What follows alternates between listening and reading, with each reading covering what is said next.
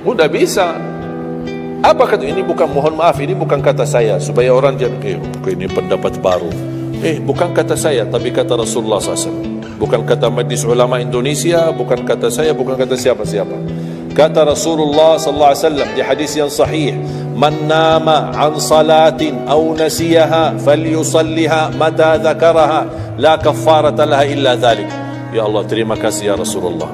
Sepertinya Rasul sudah diberitahu umatnya bakal ketiduran banyak dari salat. Pas habis salat saya tarik kanan kiri, dah ada. Ternyata ambil wudu di rumahnya.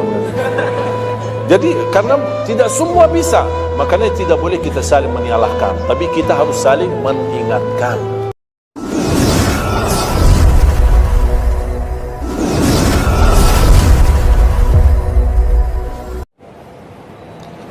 Jangan tinggalkan sunnah qabliyah subuh. Walaupun anda malas menjaga sunnah qabliyah ba'diyah.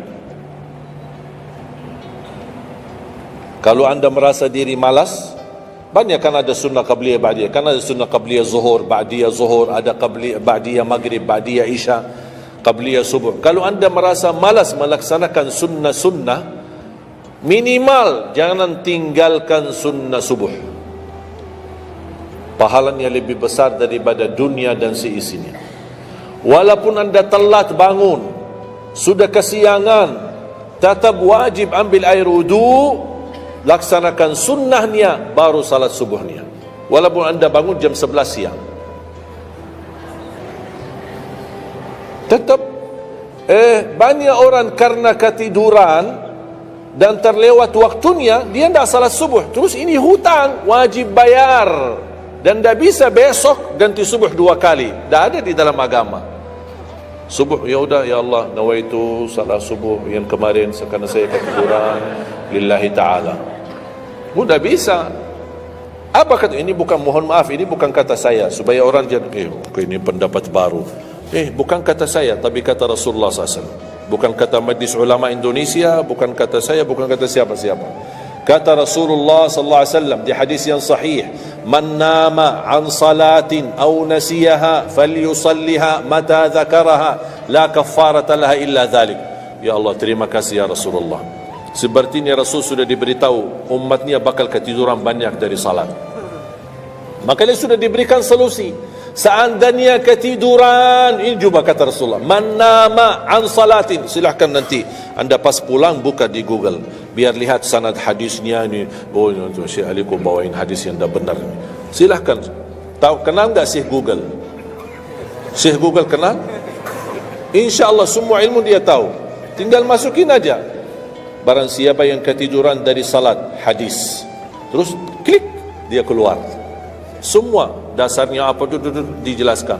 Semua. Mau bahasa Arab ada, mau bahasa Indonesia ada, mau bahasa Inggris pun ada. Syekh Google hebat. Man nama an salatin aw nasiyaha falyusalliha mata dzakaraha la kaffarata lahu illa dzalik.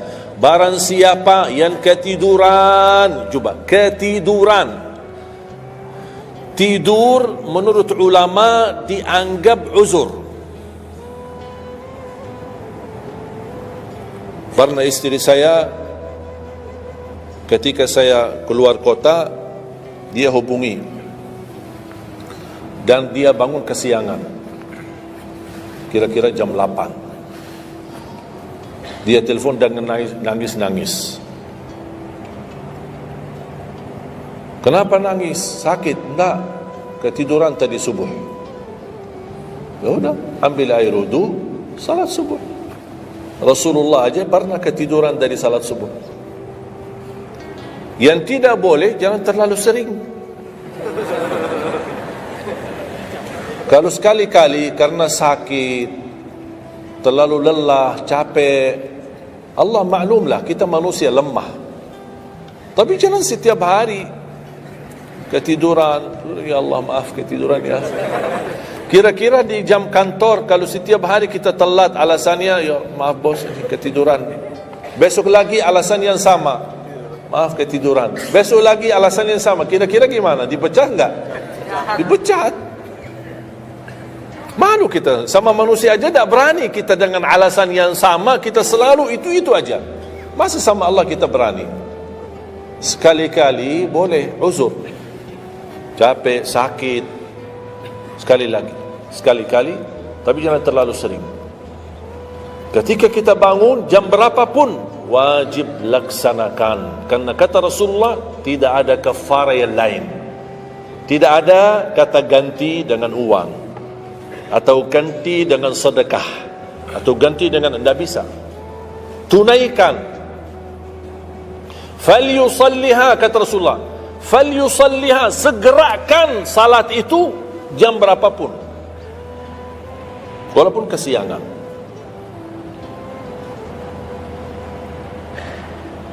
Jelas?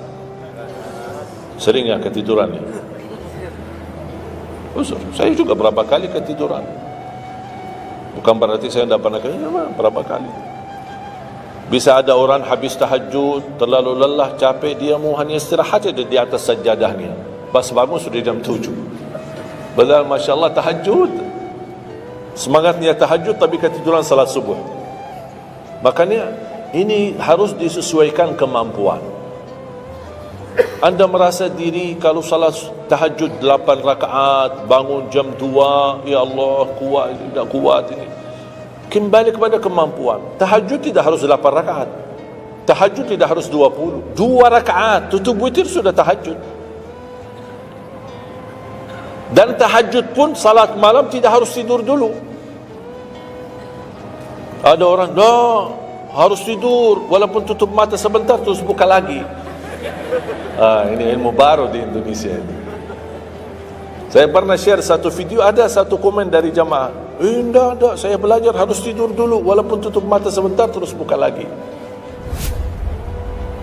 Kembali kepada kemampuan. Ada yang biasa tidur, bangun tengah malam, sepertiga akhir, itu lebih afdal. Tapi ada yang tahu dirinya, kalau saya tidur mana bisa bangun.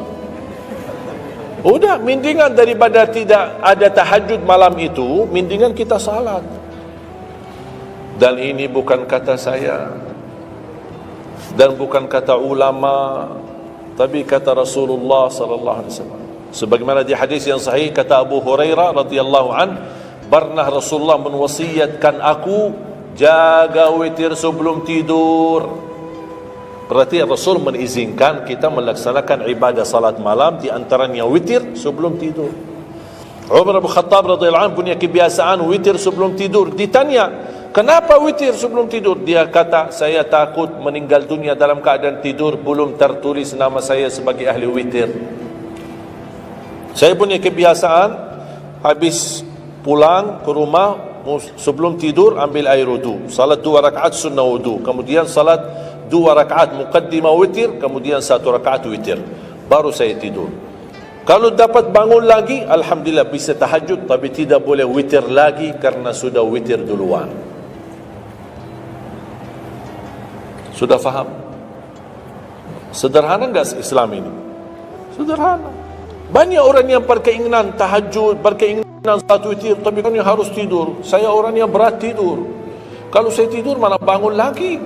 Udah, kesempatan bisa anda laksanakan sebelum tidur. Ada orang yang memang tidurnya aja akhir, jam 12, jam 1 baru dia bisa tidur. Ya mendingan daripada tidak salat malam sama sekali, mendingan salat dulu baru tidur.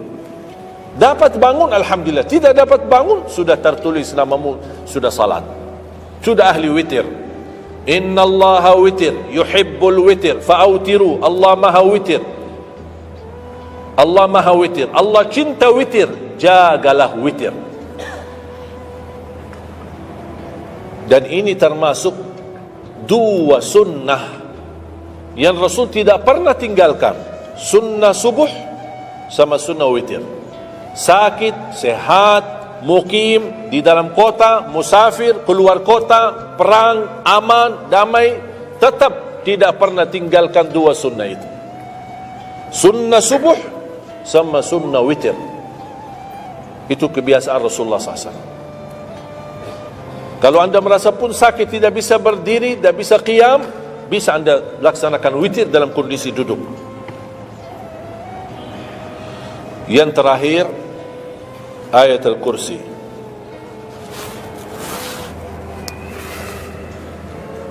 Jangan tinggalkan ayat al-kursi lepas salat.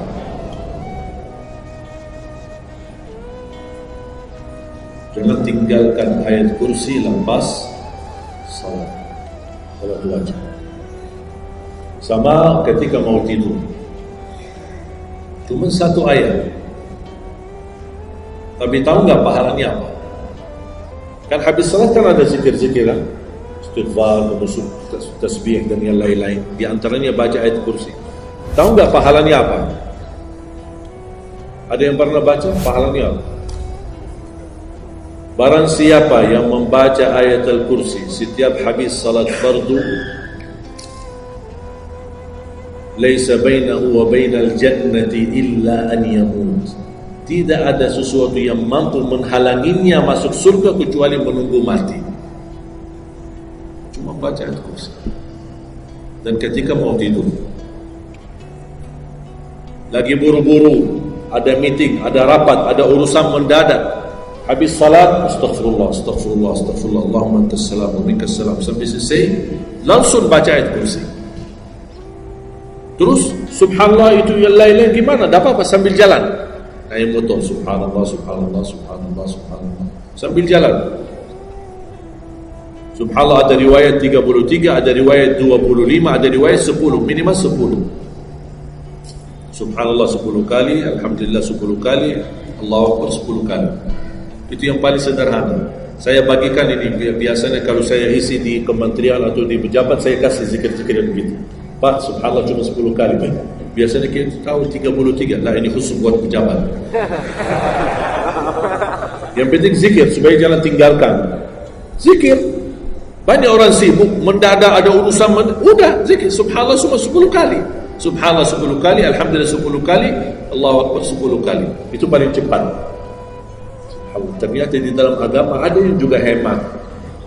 Hemat sederhana tapi pahalanya tetap besar dan dikurangi. Tidak ada pahala yang hemat. Semuanya pahala sempurna, semuanya pahala agung, sempurna dan luar biasa dahsyat balasan Allah Subhanahu wa taala.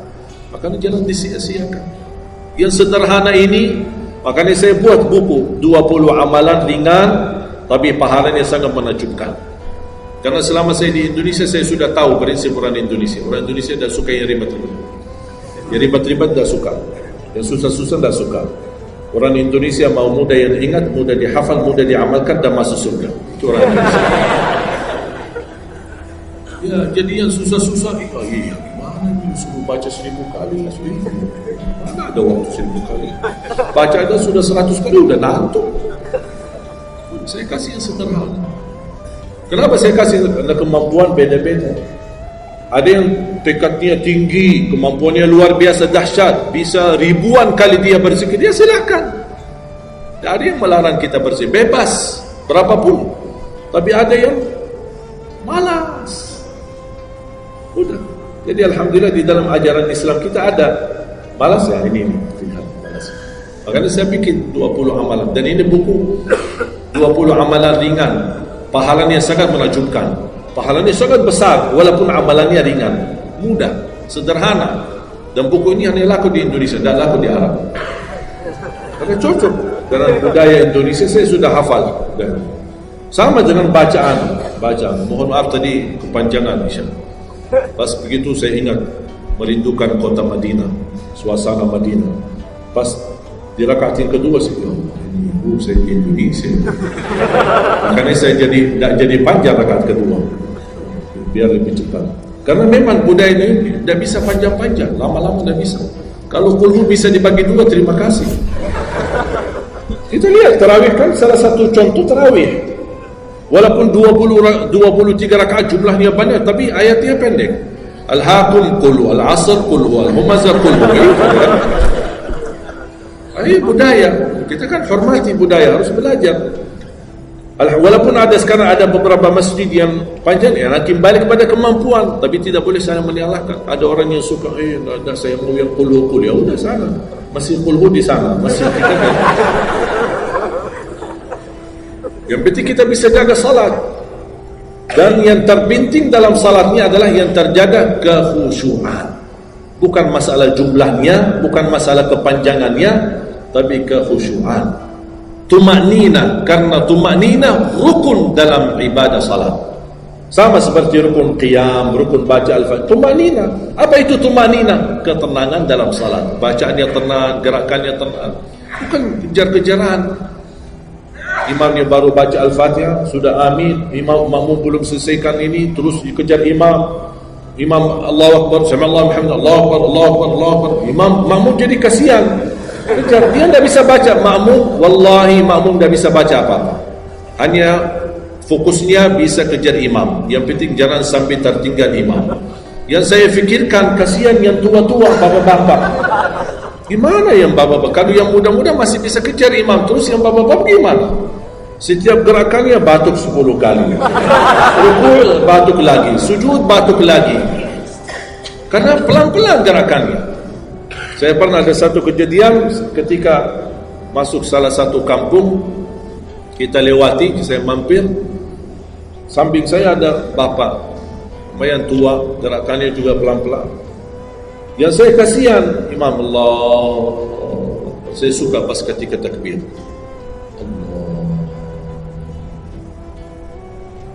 Bismillahirrahmanirrahim, alhamdulillah,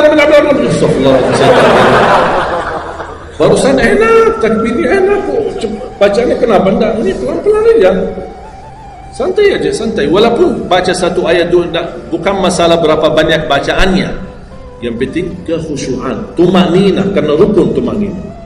Allahu Akbar, sami'allahu hamdah. Saya lihat bapak ini sebelah saya masih bisa kejar imam, bapak ini enggak kejar-kejar.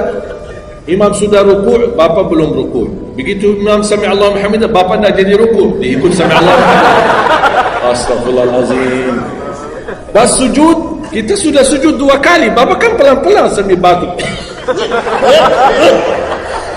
Terus dia turun sujud.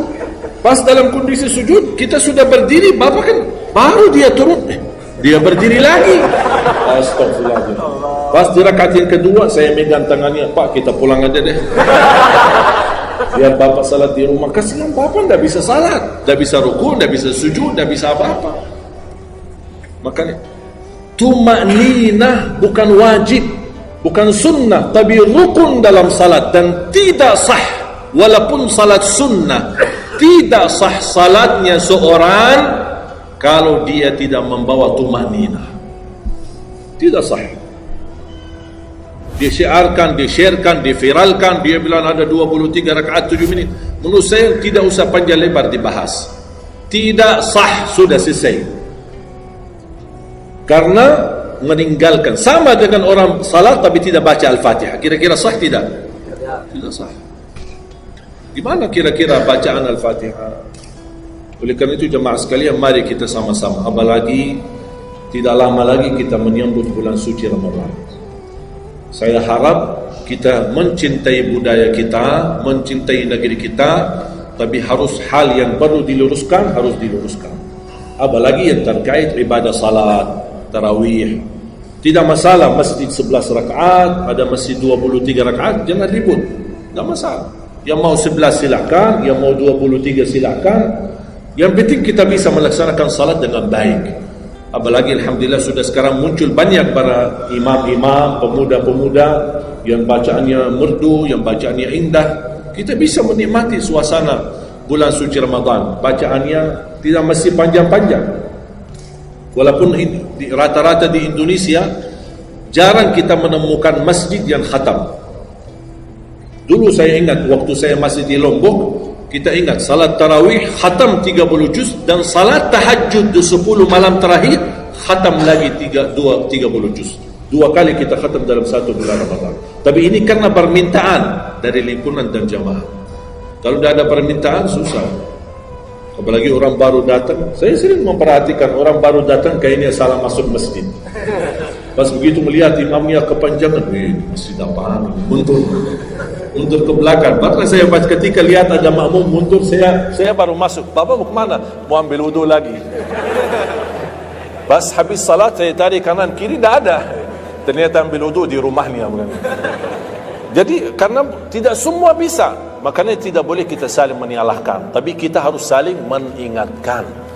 Saling mengingatkan. Mari kita sama-sama menjaga ibadah yang benar. Mari kita sama-sama menjaga ibadah yang khusyuk, ibadah yang tumaknina. Mudah-mudahan amalan-amalan yang saya sampaikan tadi, mudah-mudahan bisa diingat, bisa dihafal dan mudah diamalkan. Masih ingat kan? Atau perlu saya ulang? Amalan pertama, Quran. Minimal mulai harimu baca Quran, tutupi harimu baca Quran. Yang kedua, ikuti muazzin. Sama juga disertai doa azan, karena jaminan dapat syafaat Nabi Muhammad SAW. Yang ketiga,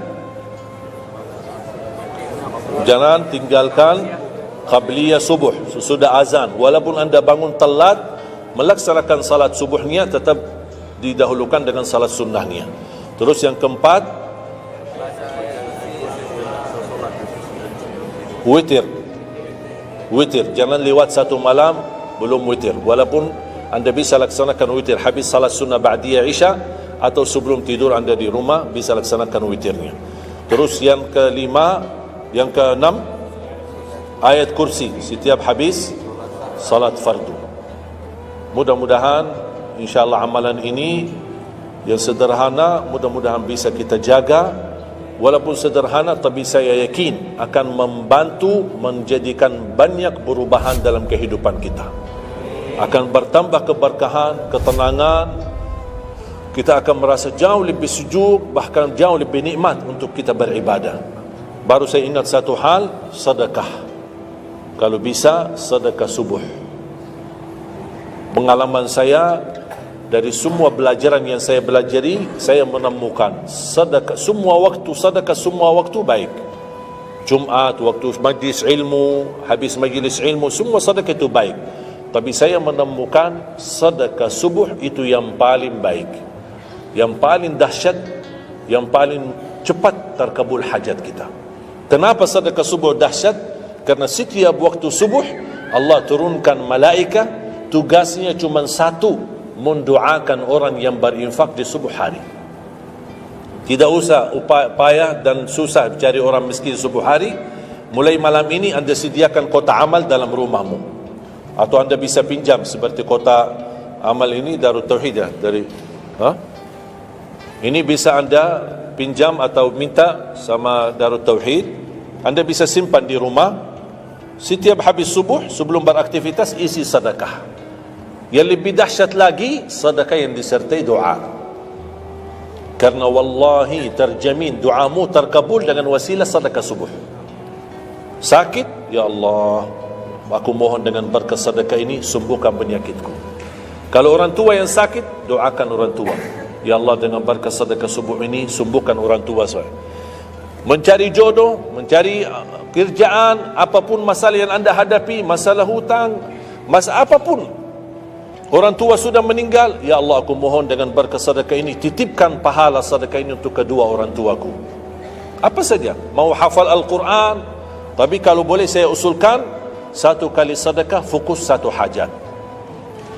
Jangan sedekahnya koin tapi doanya sambil terbit matahari. Malu sama Allah. Kelamaan doanya sambil malaikat tulis doanya, kelamaan. Banyak sekali doa. Satu kali doa, satu kali hajat, satu kali sedekah. Sesuaikan. Bukan Allah tidak bisa, Allah maha bisa menolong kita, tapi kita malu. Masa kita sedekah begitu saja, tapi kita minta panjang lebar. Ya, tolong disesuaikan. Tapi rutin, wallahi dahsyat. Antum insyaAllah akan merasakan sedekah subuh, subhanallah. Setiap jamaah yang saya sampaikan, termasuk ada keluarga yang sudah lama menikah, tidak punya keturunan, saya memberikan amalan ini. Suami istri masing-masing mengamalkan, isi sedekahnya, ya Allah, aku mohon dengan berkat sedekah ini karunialah kepada kami keturunan. 17 tahun mereka tidak punya keturunan. Alhamdulillah 6 bulan kemudian saya dapat berita gembira dari mereka, kabar baik, alhamdulillah istrinya positif hamil. Sedekah subuh luar biasa dahsyatnya. Sedikit tapi rutin sampai insyaAllah kita dipanggil oleh Allah, mudah-mudahan dalam keadaan husnul khatimah. Allahumma ighfir lana wa liwalidina wa li jami'il muslimina wal muslimat wal mu'minina wal mu'minat al ahya'i minhum wal amwat. Allahumma ya Allah, jadikan pertemuan ini membawa barakah bagi kami, jadikan sisa umur kami lebih baik daripada yang sudah lalu, jadikan segala perjuangan kami, sedekah kami, infak kami, amalan salih kami menjadi pahala besar di sisi-Mu ya Allah. membawa syafaat bagi kami di hadapan-Mu hari kiamat. Akhiri hayat kami dengan husnul khatimah. Ampuni dosa kami, ampuni kedua orang tua kami. Ya Allah, aku mohon untuk semua jemaah yang hadir, selepas majlis ini masing-masing pulang sudah diampuni segala dosanya, disucikan hatinya, dibersihkan jiwanya, diselamatkan setiap langkah-langkahnya. Jadikan kami semua penghafal Al-Quran, berakhlak-akhlakul Quran, menjadi ahlul Quran, pencinta Al-Quran, dan di hari kiamat mendapatkan syafaatnya Al-Quran. Birahmatika ya arhamar rahimin. Rabbana atina fid dunya hasanah wa fil akhirati hasanah wa qina adzaban nar. Wa sallallahu ala sayyidina nabiyina Muhammadin wa ala alihi wa sahbihi baraka wa sallam. Walhamdulillahi rabbil alamin. Akhirul kalam, subhanakallahumma bihamdika asyhadu an la ilaha illa anta astaghfiruka wa atubu ilaik. Assalamu alaikum warahmatullahi wabarakatuh.